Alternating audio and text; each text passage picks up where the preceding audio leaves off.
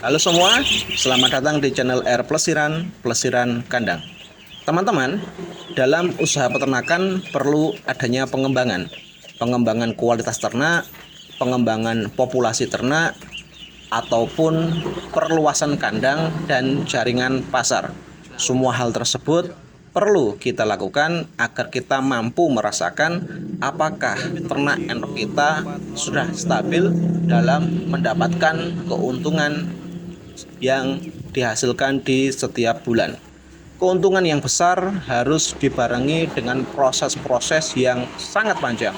Persiapan pakan misalnya, apakah pakan kita sudah mampu memenuhi kebutuhan populasi entok kita seminim mungkin biayanya? Apakah pakan fermentasi kita, kalau teman-teman yang menggunakan pakan fermentasi, apakah campurannya itu sudah ideal untuk bisa menjadikan ternakan entok indukan kita tetap stabil berproduksi? Apakah pakan hijauan kita sudah mampu memberikan kebutuhan pakan yang stabil terhadap ternak entok kita? Apakah kita sudah mampu menekan angka mortalitas atau kematian ternak entok kita serendah-rendahnya, baik anakan sampai indukan?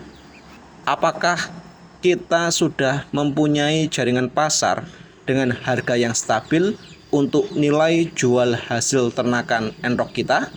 Semua pertanyaan ini harus mampu kita jawab dengan aksi nyata, teman-teman, agar kita sebagai peternak entok pemula mampu menghitung cash flow usahanya di setiap bulan.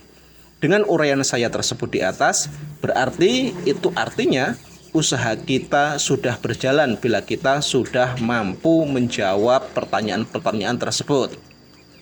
Ketika sudah berjalan, maka perlu adanya pengembangan usaha ternak. Maksudnya usaha ternak entok kita. Dalam fase ini perlu adanya tambahan dana atau tambahan modal agar mampu mengembangkan usaha ternak entok kita lebih luas. Ini sudah bulan Desember, teman-teman. Banyak tawaran modal baik dari perbankan maupun perseorangan. Apalagi ditambah lagi ini tahun politik. Tawaran kredit dengan suku bunga yang murah sangat banyak. Apalagi bank nasional maupun bank daerah yang pemangku kepentingannya sedang maju di kontestasi politik. Hal ini yang menyebabkan peternak entok pemula kebingungan. Bingung mengisi formulir pengajuan pinjaman tanpa mengukur kekuatan usaha ternak entok kita dalam pengembalian pinjaman tersebut. Nanti akan timbul pertanyaan seperti ini. Apakah dana KUR masih relevan untuk memulai usaha ternak entok? Mumpung lagi ada promo nih. Wah, kalau promo pasti tiap tahun ada, karena itu kepentingan perbankan agar target tercapai.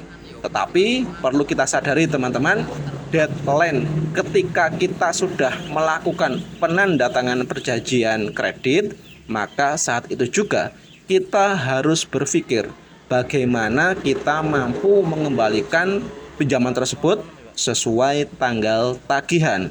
Kalau meleset, nama baik kita taruhannya.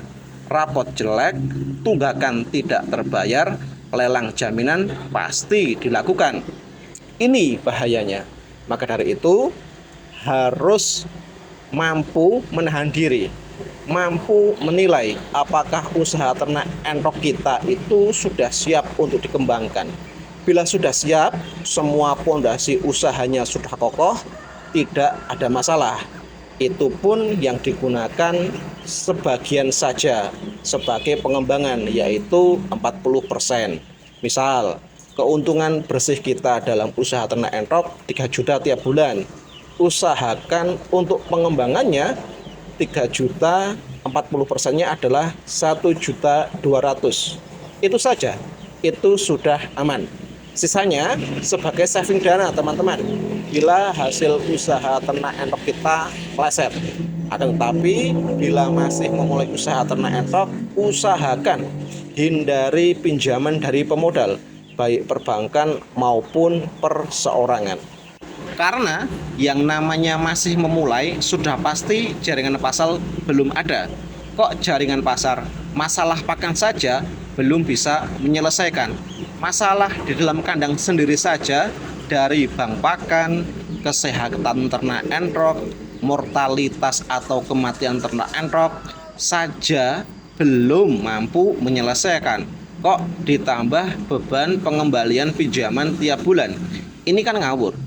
Jadi bila ditanya serelevansi apa sih penggunaan dana pinjaman untuk usaha ternak entrok? Ya jawabannya tergantung usaha kita di posisi mana, gitu ya. Tetapi saran saya, lakukan pengembangan usaha senikmat mungkin. Selesaikan permasalahan kandang secepat mungkin agar kita mampu menentukan langkah.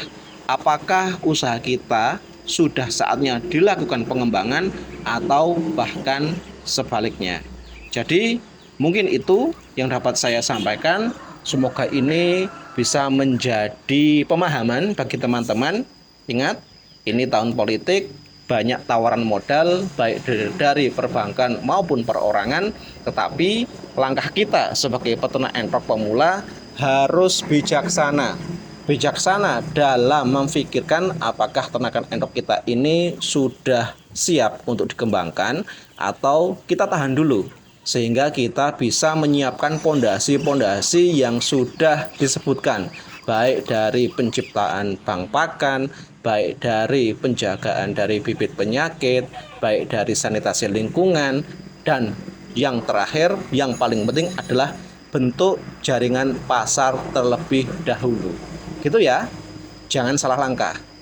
Alih-alih kita ingin mengembangkan ternak entrok kita dengan pinjaman modal dari pemodal yang sudah saya bahas di awal, malah kita gulung tikar karena kita tidak mampu melakukan pengembalian pinjaman. Mungkin itu yang dapat kami sampaikan, yang dapat saya sampaikan. Semoga ini menjadi perhatian bagi teman-teman peternak entrok semuanya. Ini bulan Desember, semoga harga entrok menghadapi Natal dan Tahun Baru semakin mahal, sehingga daya jual entrok kita juga semakin meningkat. Semoga ini menjadi informasi untuk menentukan langkah ke depannya, dan sampai jumpa di video selanjutnya hanya di channel R Plesiran Kandang.